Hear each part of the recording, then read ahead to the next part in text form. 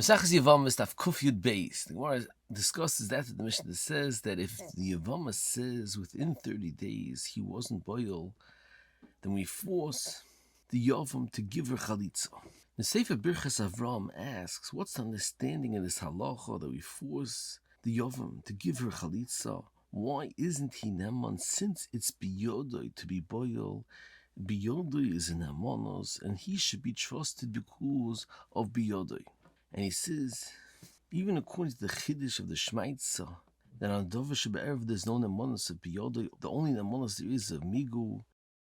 And it could be there's no Nemanus of a migu over here, because it could be that she is moist on him, and therefore he does not want to be boiled. Nevertheless, he should be namu with a migu that he could give chalitzah. And he asks further, why we kifia before we mavar if he was boiled, he wasn't boiled.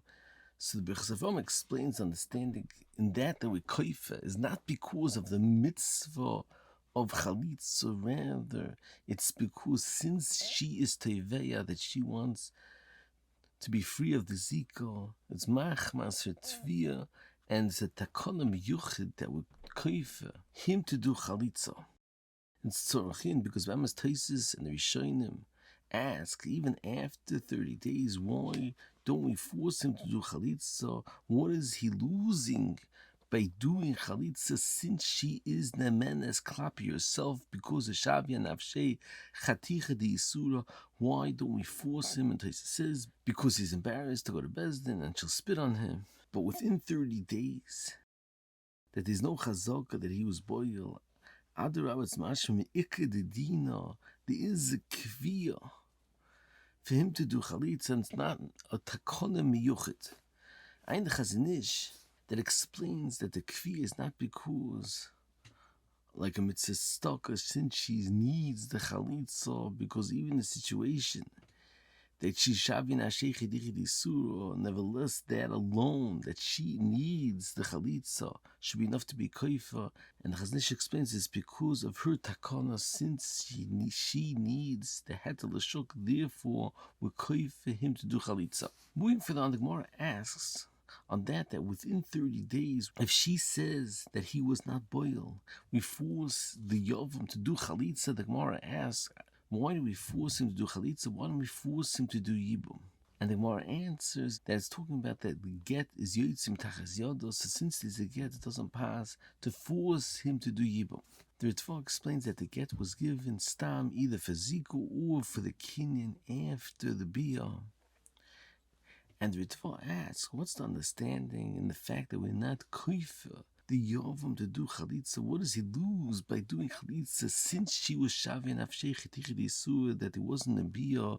So since anyway he gave her a get, what does he lose by giving chalitzah? And why don't we force him to do chalitzah? Taisis before, like we mentioned before, answers the kasha that he's embarrassed to do chalitzah, to come to Bezdin, and she spits at him. However, the Ritva has a different teretz. The reason why we don't force him to do chalitzah teich is because Yevamos hopes that she will agree to marry him, and if he'll give a chalitzah, will ask him to be boiled Yevamos. So therefore, we don't force him to do chalitzah. And Kveg is matzvia on the Ritva that since she says that there was no biyah, and there was a get, so therefore she is Shavya anafshei chaticha issur, and she's also to the Yavam. So even without chalitzah, she is also to marry him. So what's the understanding in the Ritva? The Ritva says that he doesn't want to do chalitzah because now will ask the Yavam to be miyabim the Yevama typically without the chalitzah, since there was a get, and according to her words, there was no biyah, so it's Shavya anafshei chaticha issur that the get asks the biyah. So Kveg and Chuvas answers this kash that you see from the Ritva and Yosef also over here, that you don't say Shavya anafshei by issur derabanan, that a get asks the yibum is derabanan, and it's mavur the raw and bedek habayis, that you don't say Shavya anafshei chaticha issur by issur derabanan. So that's the understanding of the Ritva Yosef, that if she says that there's no biyah and therefore there's issur, to miyabim, it's not considered Shavya and anafshei chaticha issur b'chlal. And tzorch in God, what's the understanding in the Kveger? Why don't we say Shavya and anafshei chaticha issur b'yesed derabanan? So you could explain Kveger according to tremendous yesod in the Sivis. You mentioned the Shir in Shabbos, Tav Samach, and other Shurim, that in the Sivis is mechadish, that there's no issur to be over or issur derabanan b'shoigeg.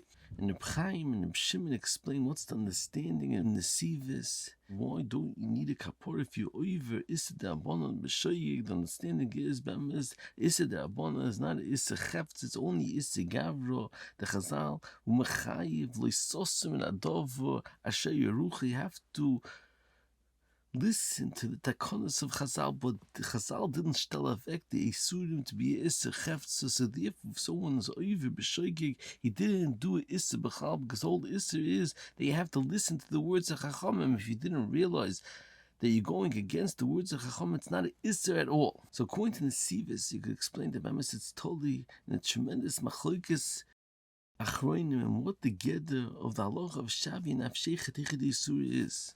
The K'tzais HaChoshnes in Lamadal learns that Shavya and anafshei chaticha issur is Nemanus, that everyone's Neman clapping themselves. However, the Maribasan and the Marit learn that it's a neder.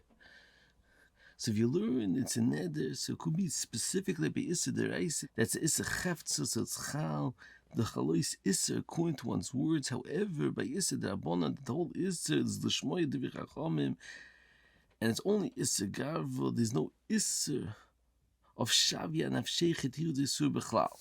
Moving further on, the Gemara discusses the halacha, if there's a conflict, if there was a bia, and there's a chilik between b'toich lamed yom, she is Nemanus to say that he was not boiled.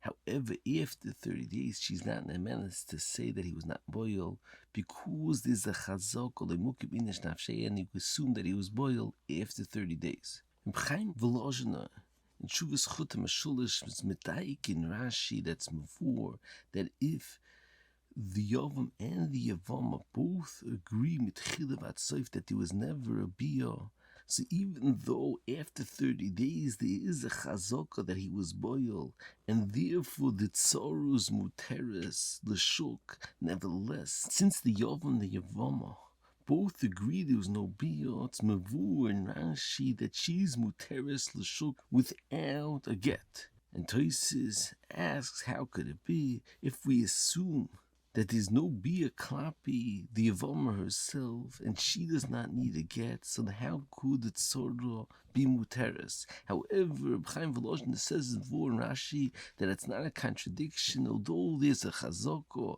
that's mahani to yimati the tzorah. Nevertheless, for her herself, she knows the emes that there was no bia, so therefore she does not need a get. And if Chaim Volozhin says the gdolim mutzinu the Elon of Peches, when you have a tray, if the husband died or didn't die, that even though the halacha is Yishtel and Chizkes Eishesish, and she's also nevertheless, she is muteres for herself if she says Borili, and he says Bemesh, she's muteres even for others that's not Echad Me'edao.